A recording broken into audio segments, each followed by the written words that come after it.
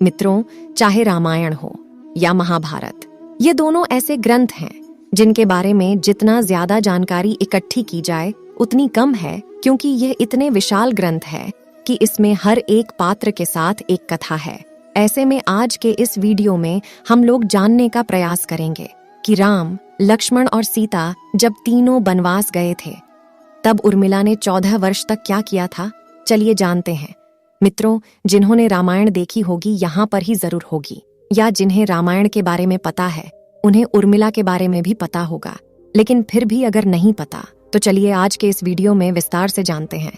मित्रों, पौराणिक कथाओं के अनुसार मिथिला के राजा जनक और रानी सुनैना की पुत्री उर्मिला नाग लक्ष्मी का अवतार थीं। उनकी 2 संतानें भी थीं, अंगद और चंद्रकेतु। प्रभु श्री राम, माता सीता और लक्ष्मण के वनवास जाते समय उर्मिला भी अपने पति लक्ष्मण के साथ वनवास जाना चाहती थी, लेकिन लक्ष्मण ने मना कर दिया और कहा कि वृद्ध माता पिता की देखभाल करना ही उनका कर्तव्य है। इस कारण से 14 साल उर्मिला को पति से अलग अकेले काटनी पड़ी थी। लेकिन उर्मिला ने इन 14 वर्षों तक क्या किया? अगर आप जानते हैं तो कमेंट में अपने विचार जरूर पेश कीजिएगा, और अगर नहीं जानते तो बने रहिए इस वीडियो को अंत तक। दोस्तों, अगर आपको यह कहानी अच्छी लग रही है तो कृपया इस वीडियो को लाइक करके हमारे चैनल को सब्सक्राइब कर दीजिए।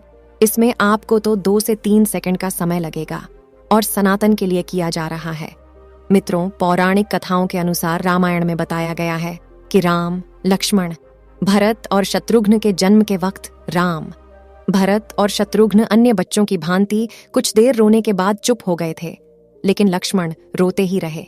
फिर उसके बाद जब उन्हें राम के बगल में लिटाया गया तब जाकर उनका रोना बंद हुआ।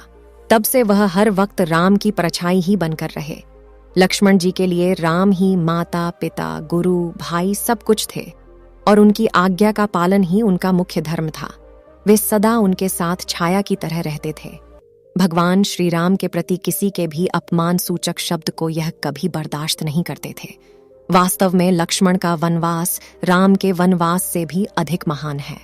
जब राजा दशरथ ने भगवान राम को 14 वर्ष के वनवास का आदेश दिया तो लक्ष्मण ने भी अपने अग्रज के साथ वन में जाने का निर्णय ले लिया। राम के वनवास जाने के समय उर्मिला भी एक पतिव्रता स्त्री की तरह अपने पति लक्ष्मण जी के साथ जाना चाहती थी, लेकिन लक्ष्मण जी ने उन्हें ले जाने से इनकार कर दिया। उर्मिला ने बहुत मिन्नतें की। वह अपने पति की सेवा करना चाहती थी, पति के हर दुख सुख की साथी बनना चाहती थी, पर लक्ष्मण जी ने कर्तव्य और धर्म की दुहाई देकर देवी उर्मिला को वन जाने से रोक दिया। लक्ष्मण कहते हैं कि मैं अपने भाई राम और भाभी सीता की सेवा करने के लिए जा रहा हूं। मैं नहीं चाहता कि मेरी सेवा में कोई भी कमी रह जाए। लक्ष्मण ने उर्मिला से यह कहकर इनकार कर दिया कि अयोध्या के राजा को और माताओं को उनकी आवश्यकता है। उर्मिला के लिए बहुत कठिन समय था। उर्मिला ने दिल पर पत्थर रखकर लक्ष्मण जी की बात मान ली और वह उनके साथ नहीं गई।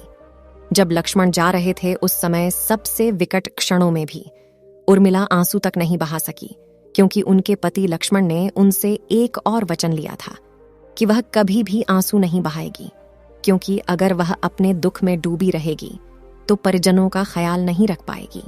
ऐसे में जबकि वह नववधू थी और उसके जीवन की तो अभी अभी शुरुआत ही हुई थी, लक्ष्मण के वनवास जाने के बाद उर्मिला के पिता अयोध्या आए और उर्मिला को मायके चलने का अनुरोध करने लगे, ताकि मां और सखियों के बीच उर्मिला के पति वियोग का दुख कुछ कम हो सके।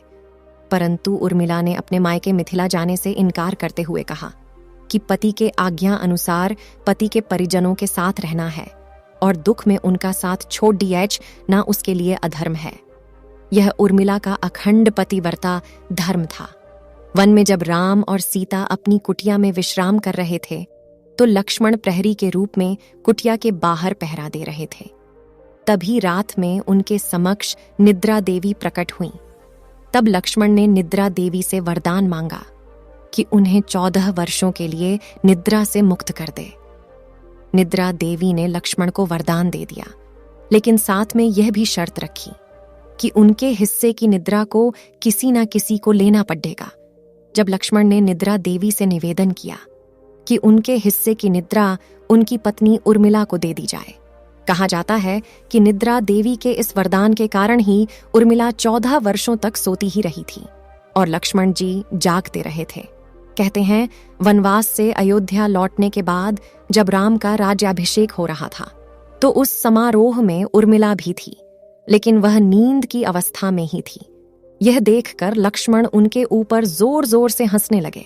यह देखकर वहां मौजूद सभी लोग दंग रह गए थे।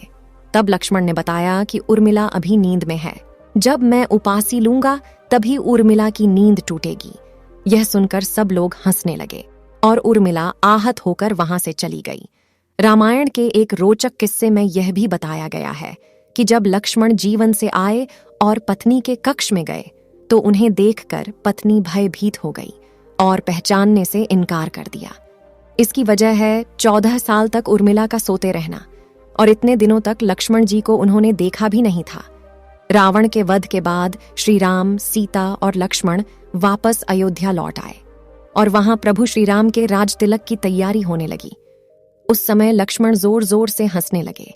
तब लक्ष्मण से इस हंसी का कारण पूछा तो उन्होंने यह कहा कि सारी उम्र उन्होंने इस घड़ी का इंतजार किया था कि मैं अब श्री राम का राज तिलक होते हुए देखूंगा, लेकिन अब उन्हें निद्रा देवी को दिया गया वचन पूरा करना है जो उन्होंने वनवास जाने से पहले दिया था। दरअसल निद्रा देवी से उन्होंने कहा था कि वह 14 वर्ष उन्हें परेशान नहीं करेंगी और उनकी पत्नी उर्मिला उनके स्थान पर सोएगी। निद्रा देवी ने उनकी यह बात एक शर्त पर मानी थी कि जैसे ही वह अयोध्या लौटेंगे उर्मिला की नींद टूट जाएगी और उन्हें सोना होगा। लक्ष्मण इस बात पर हंस रहे थे कि अब उन्हें सोना होगा और वह राम का राज तिलक नहीं देख पाएंगे। उनके स्थान पर उर्मिला ने यह रस्म देखी थी लक्ष्मण की उर्मिला से। अंगद और चंद्रकेतु नाम के 2 पुत्र हुए थे तथा सोमदत्त नाम के पुत्र उत्पन्न हुए। अंगद ने अंगद पुरी तथा चंद्रकेतु ने चंद्रकांतापुरी की स्थापना की थी। दोस्तों, उर्मिला के पतिव्रता का बल एक अन्य कथा के अनुसार लक्ष्मण जी की विजय का मुख्य कारण बना। मेघनाथ के वध के बाद उसका सर श्री राम जी के युद्ध शिविर पर रखा हुआ था। उन सब को मेघनाथ की पत्नी सुलोचना लेने आई। पति का शीश देखते ही सुलोचना का दिल अत्यधिक द्रवित हो गया और वह रोने लगी। रोते रोते अपने पास खड्ढारी है लक्ष्मण की ओर देखा और कहा, सुमित्रा नंदन, तुम भूल कर भी गर्व मत करना कि मेघनाथ का वध मैंने किया। मेघनाथ की धराशायी करने की शक्ति विश्व में किसी के पास नहीं थी। ये पतिव्रता नारियों का भाग्य था। अब आप सोच में पड़ DDH गए होंगे कि निद्रा देवी के प्रभाव में आकर उर्मिला अगर 14 साल तक सोती रही तो सांस और अन्य परिजनों की सेवा करने का लक्ष्मण को किया वादा उन्होंने कैसे पूरा किया? तो उत्तर ये है कि सीता माता ने अपना एक वरदान उर्मिला को दिया था कि उस वरदान के अनुसार उर्मिला एक साथ 3 कार्य कर सकती थी। तो इस तरह उन्होंने अपना वादा पूरा किया। दोस्तों, लक्ष्मण जी ने माँ बाप की सेवा करने के लिए उर्मिला को यूं ही छोड़ना उचित समझा। उन्हें शायद पता था कि वे लोग जब वनवास जाएंगे तो उनके माता पिता को इसका गहरा सदमा लगेगा। इसीलिए लक्ष्मण जी विकट क्षणों में माँ बाप को सहारा और सहानुभूति देने के लिए उर्मिला को छोड़ ढचकर वनवास चले गए। कुछ पौराणिक मान्यताओं के मुताबिक माना यह जाता है कि उर्मिला के नाजुक कंधों पर लक्ष्मण जी बहुत बड़ा दायित्व डालकर चले गए।